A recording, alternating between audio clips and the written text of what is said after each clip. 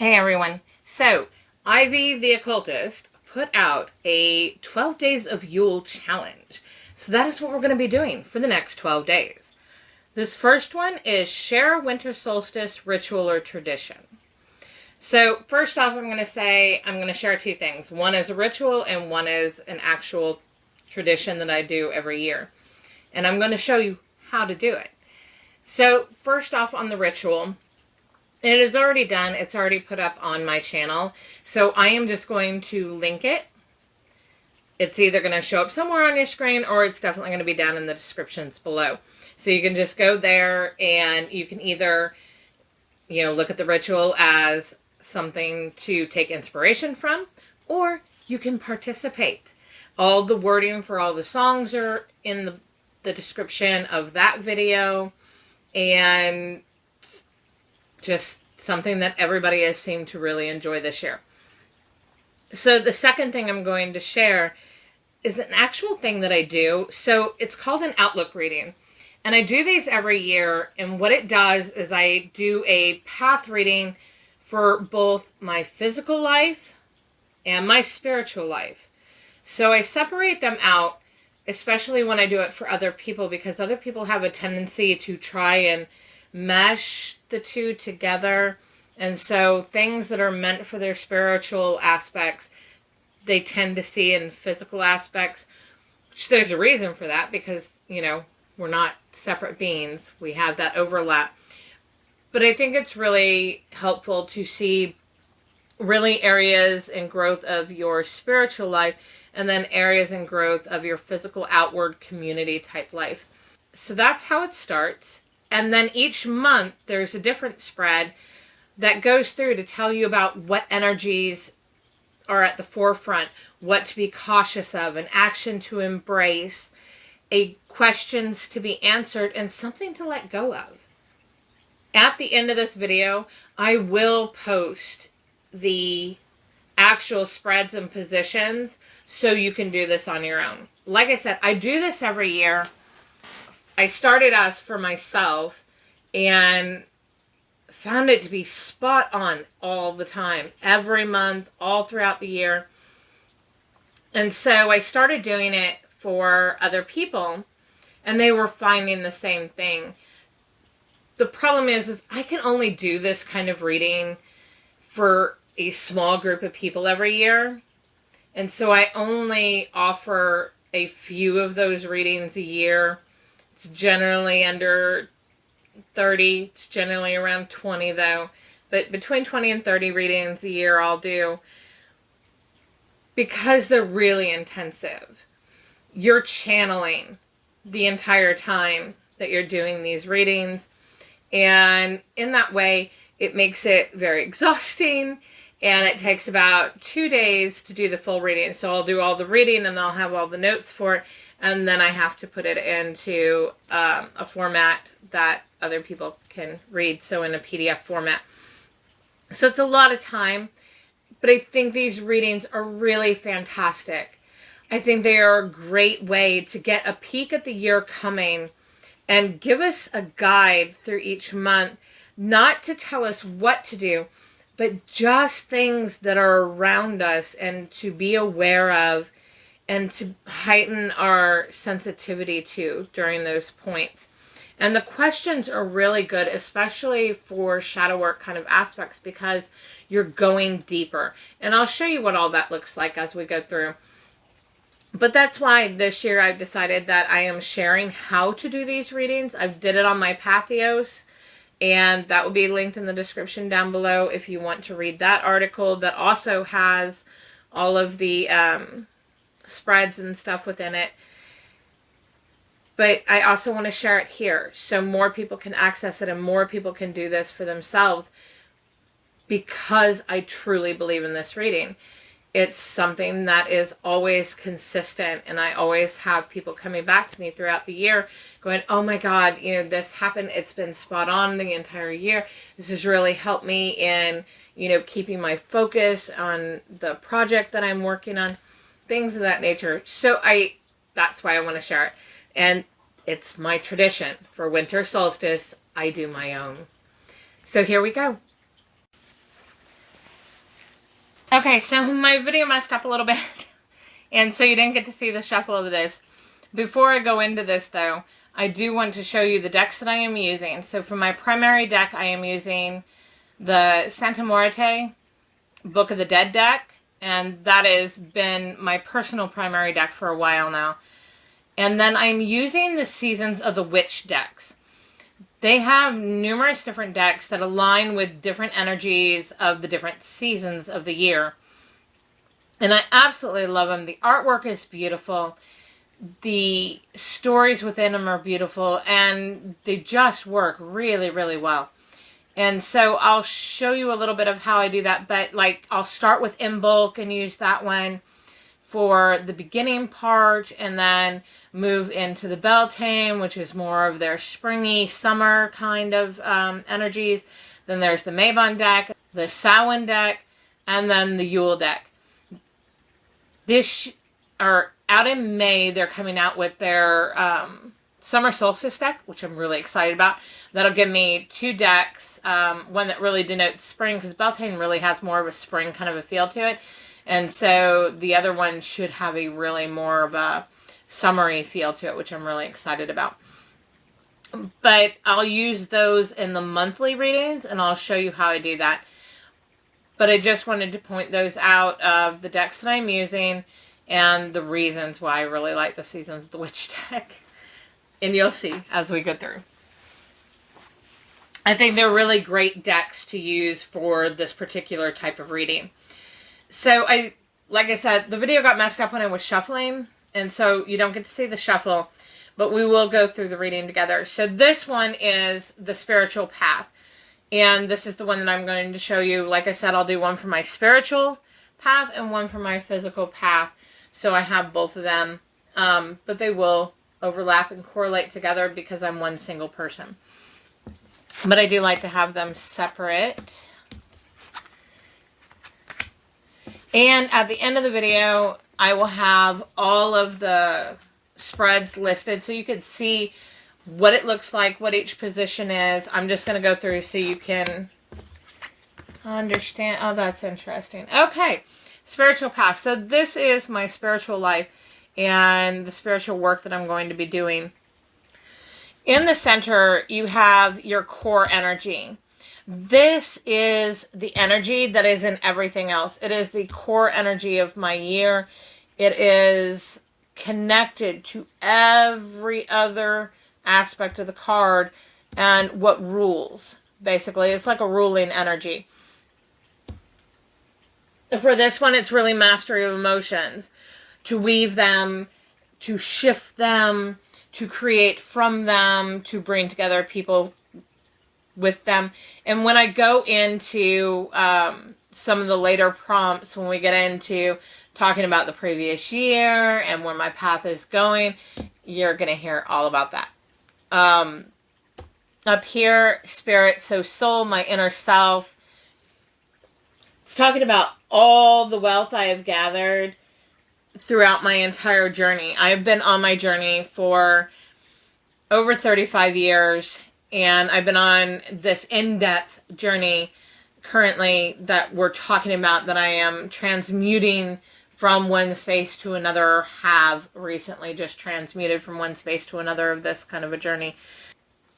But taking everything that I've gained, everything I've learned, everything I've experienced, and it's not knowledge in the way of just basic knowledge.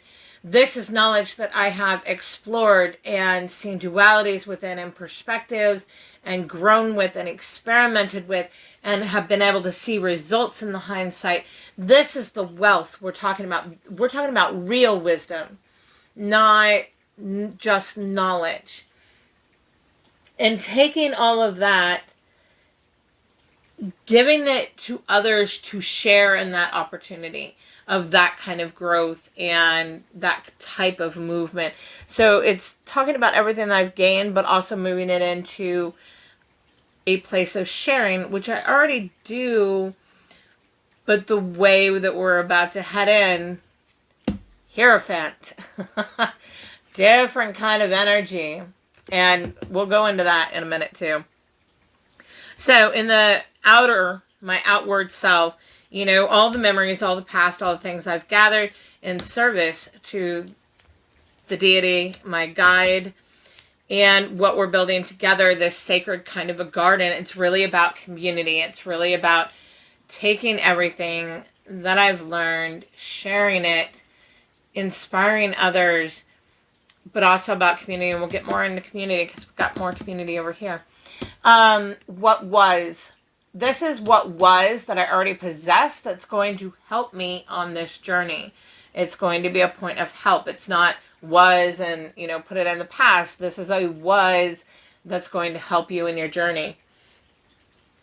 And again, we're talking about all the wealth, all the things I have gathered, the changes, the transformations I have gone through, the tools, the skills that I have developed and have found to be extremely useful in helping other people to get to these places and to have experience with spirit, have experiences with themselves, their soul, their ancestral soul, their ancestors, themselves, their inner self, and really taking all that kind of wealth, those skills, and we're talking physical wealth here in the sense of skills and knowledge, and this is where the knowledging aspects are coming in, and techniques and tools. This is celebration. Small celebration together, that closeness, community. Again, talking about community, and that's really what I'm doing this year. That's my focal point, is community, the small little communities. And I know everybody's so focused on numbers and how many followers do you have, how many likes you. I really don't care. What I care about is conversation. What I care about is actual interaction and building real community, not surface level, but where we really are a community, supporting each other through things and exploring different aspects, gaining new perspectives, sharing different perspectives. If I am surrounded by a bunch of people that only share my point of view or only agree with my point of view, that's not helpful. It's not helpful for me. It's not helpful for them. They're not growing. I'm not growing. We need different perspectives. We need all that. So really honing in, and no matter how large anything gets, keeping that very small celebration, that person to person, that closeness, that real sense of community that I think we've kind of lost in all these changes in our modern world. We've really kind of lost that sense of what community really looks like, and it's really digging into that. And what will be. Okay, will be is always going to be dependent on what I do, the choices that I make, where I decide to follow, and it's dependent on if I follow this path, and the choices I make along this path is going to tell me, you know, what may, or what, you know, the most likely outcome of that is. Again, devil in the choices. It's all about the choices that I make. And really being careful in those choices, and is it serving my purpose? Is it serving my path? Is it serving where I want to go? Is it serving the community that I'm serving? Choices. And what I'm building. And so the outcome of that is bringing in, it's that completion of that community, that bringing in, and the saving together and growing together and abundance together. And that's really what we're talking about here. Down here is challenge, my biggest challenge. And it's the High Priestess. Here's the thing. It's, for me on my particular path, and I see why this isn't a challenge, because we have the Hierophant, which is where I'm moving from. I'm moving from this kind of a phase to this kind of a phase in my spirituality, in my growth, in my job for my guide, and where this transmutation is leading me. And I will get into that deeper, like I said, when we get into the other aspects. But I did want to touch on this because the High Priestess is very much about that inner knowing. It's about that inner self. It's about that inner journey, creating your own path, forging your own way, finding your own ways. And the Hierophant is a lot about structure and tradition and, you know, the boxes. and I avoid the boxes. You know, I preach against the boxes. And here's the problem, though, and what I'm finding is these aren't two separate cards in that way. They're a duality. Each side is one side of one duality.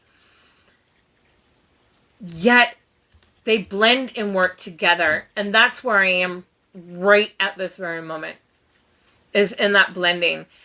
Because I'm understanding we do need, there is a purpose for those boxes and that structure, especially in the beginning, because it gives you a starting point.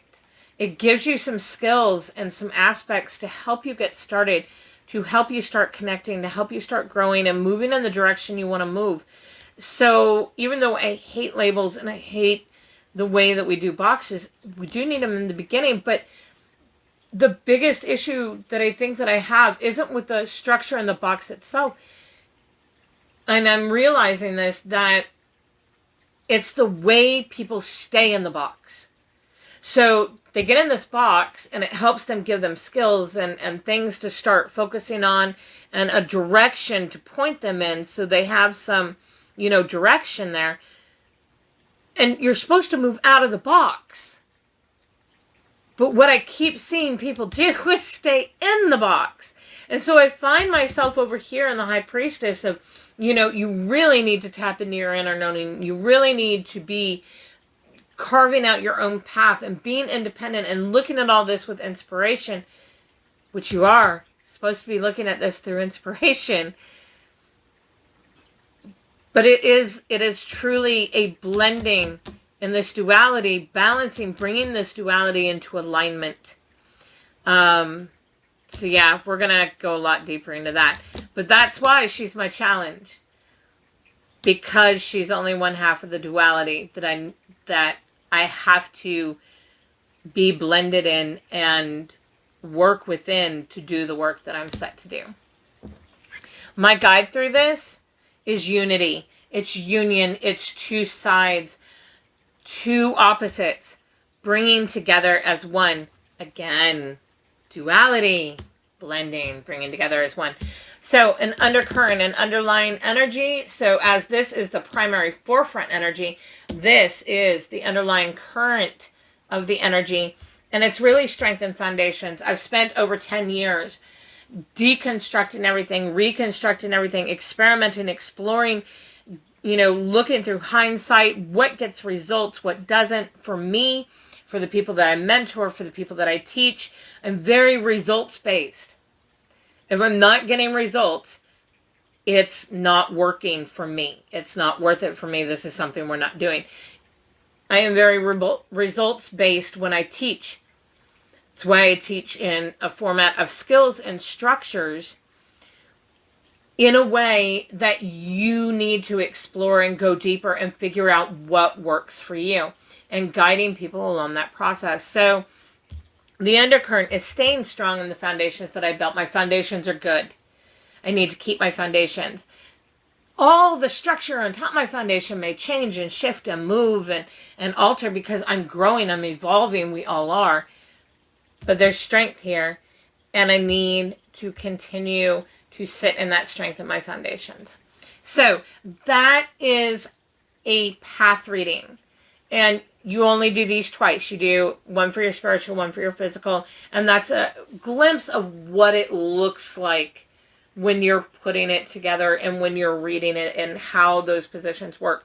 Like I said, at the end of the video, I'm going to have both of these spreads so you can, you know, just statically see them. I'll also link in the description down below the Pathos article that also has those in them if you want to be able to have something static in front of you and not have to keep going back to a video. Okay, once you get your 2 paths done for the year, you're only doing 2 of those. Every month you're going to do this kind of reading. This is a monthly reading. So I'm going to do January's, and then later, after I'm done filming, I'll do February, March, April, you know, and go through the entire year. I will use my primary deck for both the energy at the forefront and the energy to be cautious of. And then I go through and I use an oracle deck. And for me, it's Seasons of the Witch decks. And I'll switch. So I'll start with Imbolc and then move into their Beltane deck. And then move into their Mabon deck. And move into their Samhain deck. And then move into the Yule deck through the year. So these will give me the actions and the questions and the let goes. And you'll see that in a minute. So, and since you did not get to see my shuffling in the last one, I'm going to show you in this one. I go through and I shuffle between every single card. I find that by doing that, I get the most precise, most accurate, and, card and information and energy there. So, energy at the forefront in January.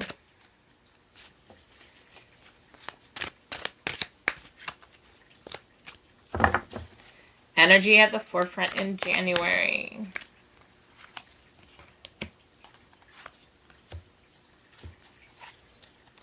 Energy to be cautious of.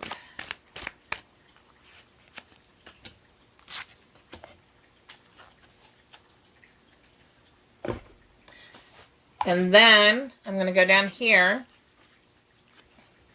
Action to embrace in January. Action to embrace.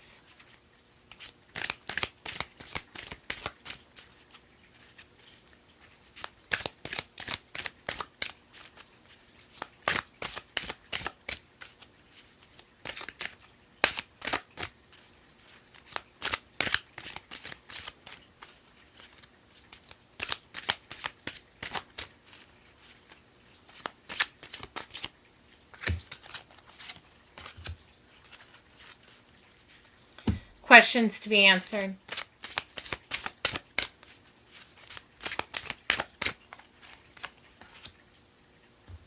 What to let go of.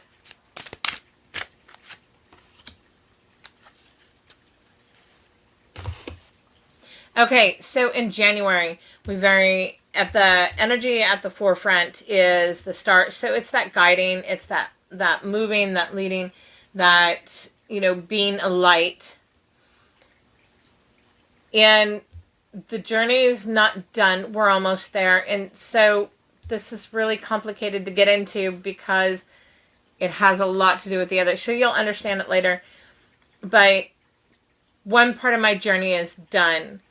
The active part of all my foundations, the active part of building all these skills and these abilities and sharpening things and really bringing myself to the point where I am, and this transmutation that's happened. So really focusing in on, using all the things that I have gained and guiding others and bringing others together. It's not just a light as far as guiding. I think we think of teaching in a weird way, especially in the West. It's about telling people and it's about giving them things in that way. And it's not. It's about finding out what their gifts are and where do their strengths lie and where are their weaknesses, and how giving them tools and some ways to start, some structure to start with, and helping them move through that until they find results for themselves. Different kind of teaching. So that's the energy at the forefront. The energy to be cautious of. I am doing this for union. This is about community. It's about bringing together. It's also about my role with my guide. And we'll get into my guide later too in one of the prompts over the 12 days. But I have a very specific role. And there's a very specific place that I'm at with that. And this is about making sure that I am cutting out everything that does not serve this path. That does not serve me, does not serve the path, and does not serve the community that, or, well, in this case, communities that I am, working within. So it's something to be cautious about because it's easy sometimes to get caught up in somebody else's thing or to get caught up in something else you're doing. And because it's exciting, it's fun, it catches our attention, that kind of thing. Yet at the same time, it's not serving the purpose. And everything's pointing that this has got to be my focus. This is where I am right now. I must be pouring my energy into this. Action to embrace. Guardian. Protect what is being built. That it's really being a guardian for these things. But more so being a guardian with the people that I interact with that come into these spaces. Again, there's several things growing, and there's different communities that I'm part of. I have a Death's Emissary course where I'm teaching people death doula work.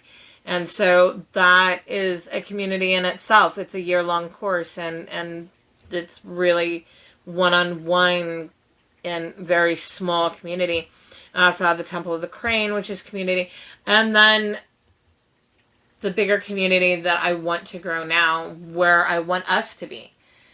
In a way of real community, of sharing and supporting and talking and, getting different perspectives, real community.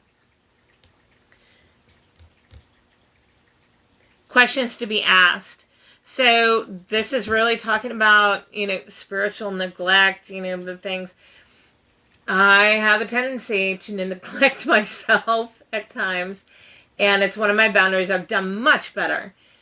But I do see that when I take on so many different roles, that my own personal work and my own personal thing that I'm doing can sometimes get pushed a little to the side versus being at my center.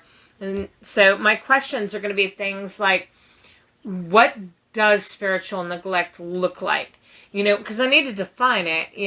There's a difference between, moving my stuff to the side for a brief time versus allowing somebody to break my boundaries.